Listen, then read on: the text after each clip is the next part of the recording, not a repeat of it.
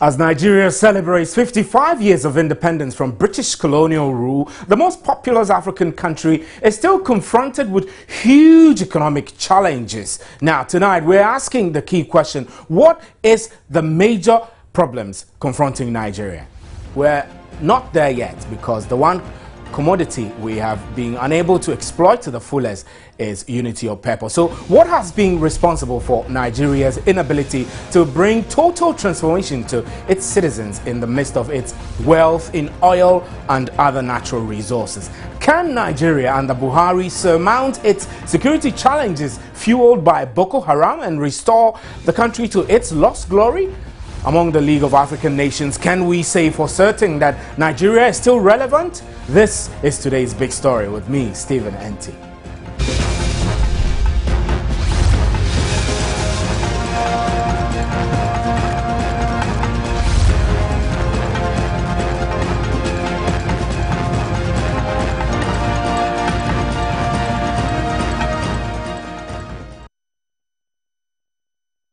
Today, Nigerians across the globe celebrate 55 years of independence. However, there are those who say Nigeria could have been much wealthier and powerful as an economic powerhouse in Africa, but that is yet to materialize. And the president, during his Independence Day speech, says it is so because of a lack of common purpose for peace building. Waneb is joining us. Good evening, sir. Hello, good evening to you and to all your viewers. Great. I know that Nigerians are confronted with a lot of things, including security challenges brought about by Islamist insurgents, the Boko Haram. Do you feel that 55 years on, the challenges Nigeria has faced since independence and the new challenges of terrorism, do you feel that moving on, the country is well psyched up to fix these challenges? Thank you so much. I think Nigerians are deeply aware that they probably have endured the worst in terms of their own national, political, social and economic development. And that from this point on, they cannot sink lower than they have sunk. And in that regard, one can easily argue that they are absolutely psyched up to confront the emerging future with more optimism and with a renewed sense of purpose following the successful elections that brought into office President Buhari. Now, I know there have been security lapses in that country. I mean, I'm talking to you mainly focusing on security challenges in that country. Now, the North-South Divide, is this problematic for Nigeria? It is. And let's appreciate it as one of the fundamental challenges that is confronting Nigeria. As a matter of fact, there was a research done that concluded that there was a strong likelihood that Nigeria would disintegrate as a federal republic in 2015.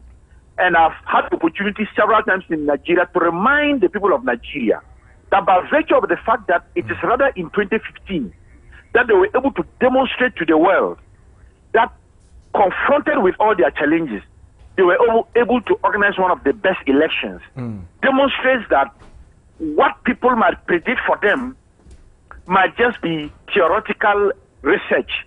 But what they must do is to confront these challenges head on and embrace the sense of unity. That is the only way to move forward. But having made this observation, the North-South Divide is happening along quite a number of features. You are looking at it, regrettably, in terms of geography, North-South.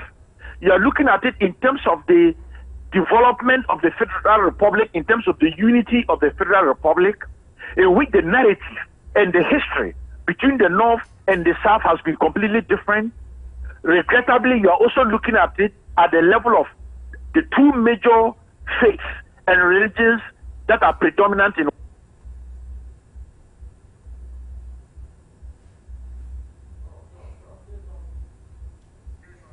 Right, Mr. Bombande, we still have Bombande on the line, right? Mr. Bombande, we lost a little bit of what you said earlier because our telephone tripped. Can you repeat that? Okay, sorry about that. Can you hear me now? Yes, I can. Yes. So I was talking about the multi-layer of indicators that reinforces the North-South divide, which now makes it the real threat that you have pointed out in the way you frame the question. That's right. And very quickly, I talked about the narrative of the North-South divide from the pre-colonial historical narrative. Definitely is one aspect. You're also looking at the cultural worldviews of the people of the North and the South. You're looking at the two great faiths that are predominant in West Africa, Islam and Christianity. And each of these appears to demonstrate the real effort to work together for a sense of national unity, considering that truly the North and the South have different experiences that are constantly a threat about national unity. Right, Mr. Bombadi, I'll have you hold. I'm joined on the other telephone line by former Foreign Minister of Ghana, Mr. Hackman Osei Asare. Good evening, sir, and thanks. We're grateful that you could join us.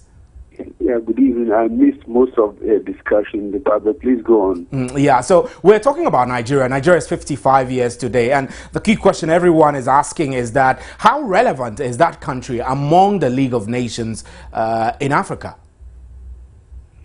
Well, let me wish them all the best on the occasion of the anniversary.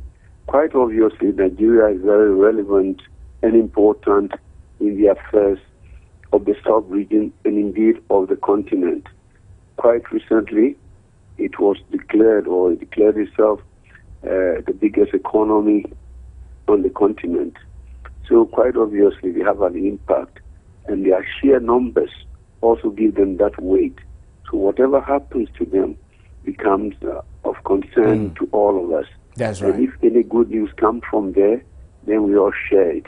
If any bad news, then we say, oh, God forbid. So at the end of the day, the importance of Nigeria cannot be wished away. And that is why it is imperative upon them, it behoves them to do everything possible to make sure that they set the example, they set the pace in the developmental programs of our country. Now, what is politics about? Politics about improving the total well-being of your peoples. So if Nigeria is able to rise up and use its resources for the betterment of his peoples, then the example is shown. As examples abound, we always like to quote examples in Asia, but I would rather we quoted examples in Africa. But Nigeria's example, there are those who say that Nigeria could have been much better considering the enormous wealth the country has in terms of oil and other natural resources. So what went wrong? I don't begrudge them at all. I don't begrudge them. It could have done, most African countries could have done much better than they did. We started our... Mr. Hackman Osei Asare, if you're there, I'll ask you quickly. I know that in terms of governance, Nigeria practices the federal system of governance and far different from Ghana's, although our local governance structure practices some form of local governance administration. So I need us to make a comparison between how Nigeria's governance has been successful compared to Ghana's. Well, decentralization had brought a certain minimum level of development to Nigeria through the various states. The same is not ours. Yes, it's a federal republic and it's big. Ours is unitary. We have not decentralized to that extent. But a microcosm of that argument could be a decentralized structure where the district assemblies, as we call them, or the municipal assemblies have a certain level of autonomy as well as decision-making process at the level of the regions are concerned. So it looks as if we have to determine as a nation how far we want to go with decentralization. And many a country, the district administrations have authority over schools, sometimes over medical services, and also sometimes over the police service. So if you go to UK, you have the Northumbria police, you have the Essex police, and all of them have their commands. And they all come like a federal structure under, say, chief commissioner or inspector general or whatever you. And so if we want to go that course, then we have to examine it properly. For now, we can say that as far as decentralized, and when you decentralize, and if it's properly resourced, if the resources of the nation are properly allocated, then you see a certain minimum level of development. And that has happened with Nigeria. Unfortunately, concomitant with it, attendant to this has also been deep-seated corruption, massive corruption. And so therefore, the resources made available to them, which you claim, they've seen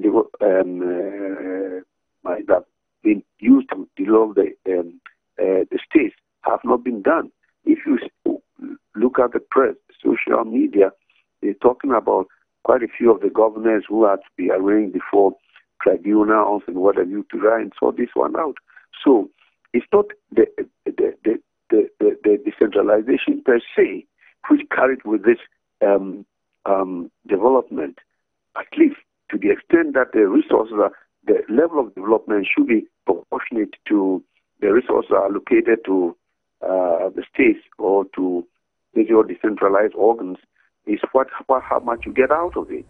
And I don't believe that to that extent Nigeria has made a lot of it. But I think that as you start cleaning the stables, then you want to give hope to the people, to say that those who have been entrusted with authority were not put there so that they would enrich themselves.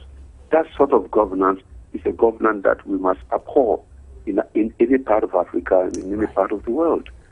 Right. Ms. Osajima, I'm grateful. President's speech.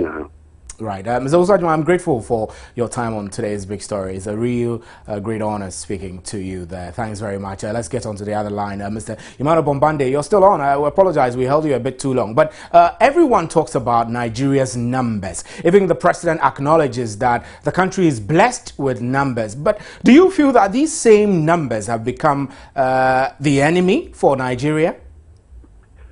It is the way it has been allowed to become, rather than the greatest asset of the country, to be seen and perceived as rather the threat to development, or for that matter, all the issues that you have been talking about. And I have no doubt in my mind, with what I got from the president's speech that you played back, I was happy to hear the insistence on national coherence, unity, because that is what would bring the civic awareness that galvanizes this huge population to become the asset, the huge market that then can be transformed for the overall benefit of not only Nigeria, but also West Africa. So do you feel, Mr. Bombande, that despite all these glorious picture that we paint of Nigeria and its potential, the security challenges facing that country, has it overshadowed everything for Nigeria? Yes, for the simple reason that you and I have a certain sense of how we can predict tomorrow in terms of our security, our safety, and well-being. Before then, we can be creative, innovative, and prepare to invest in anything that we want to do. It is for that reason that there is nothing you can do without anchoring it on security. Regrettably, I think Nigeria allowed, for example, extremist ideology, fundamentalism, and radicalization in the northeastern part of Nigeria to take root. And you know that it is very difficult to uproot the type of structural conflicts that are extremist in terms of ideology, and particularly when they exploit religion. And that is why you cannot defeat it only militarily. You have to invest in the medium to long term in the type of social awareness that begins to change the mindset. Invest in education. Because keep in mind that up to 70% of the people of northeastern Nigeria are illiterate, where they would be educated and would have the sense and wisdom given to them by God. But because they are non-literate, it adds up to how they are then manipulated and radicalized by these extremist groups, which then poses a huge challenge to the security of Nigeria And that in itself undermines the promise of the future in terms of development and in terms of economic growth. So when you say allowed extremist ideas to take root, how did Nigeria allow this?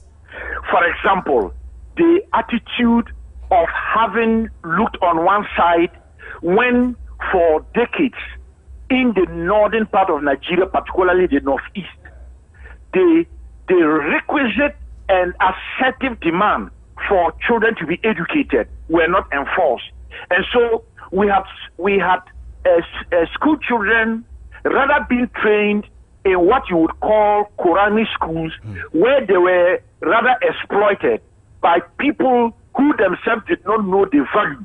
And this went across board, including even, you would hear, if you were attentive, I'm sure you followed the news, there was just only last week that the World Health Organization declared that Nigeria could be coming out from being a polio-free country, when so many countries in the world have literally left polio behind.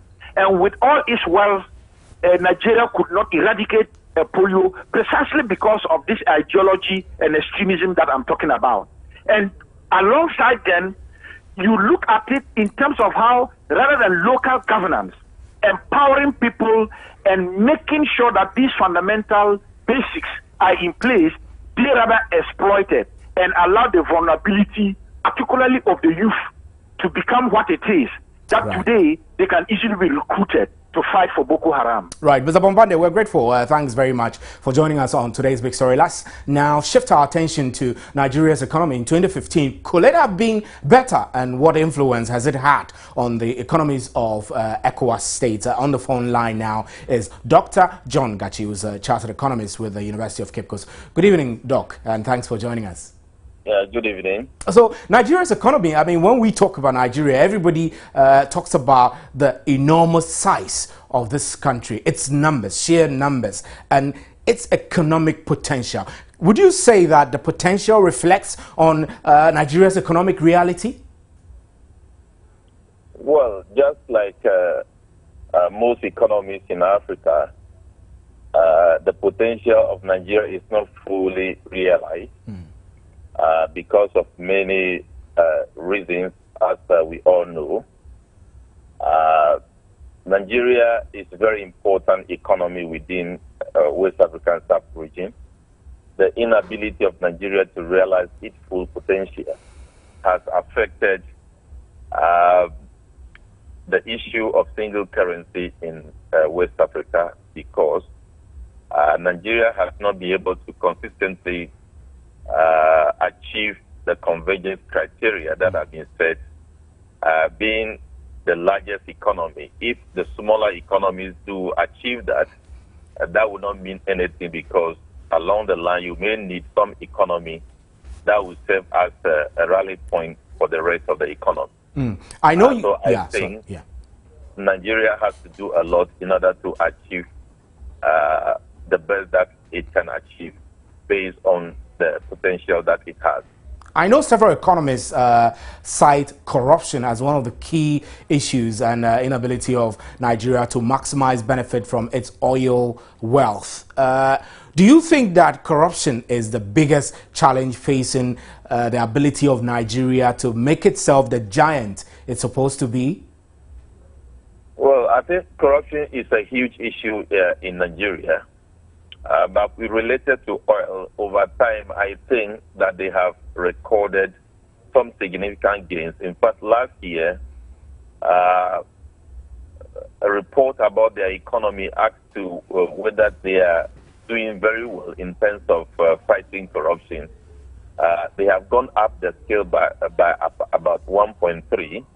That shows that they are doing a lot to fight corruption. The only problem is that the scale of corruption is so endemic and so vast in the country that they need to do a lot in order to fight it.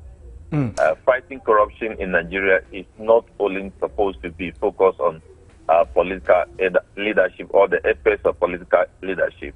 It permeates through the entire system in Nigeria, that they need to look at it from a holistic approach. So what similarities or parallels can we draw between Ghana's economy and Nigeria's economy? Well, you will realize that after our rebasing, we get to know that the services sector, led by telecommunication, finance, and tourism, are contributing more to GDP than the traditional sectors.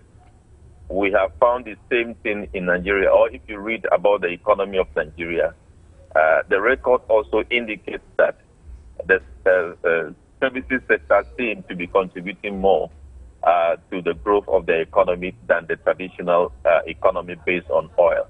Even though financing government activities in that country is hugely dependent on oil money, but they have also found out that the services sector is contributing more to the economy of that country.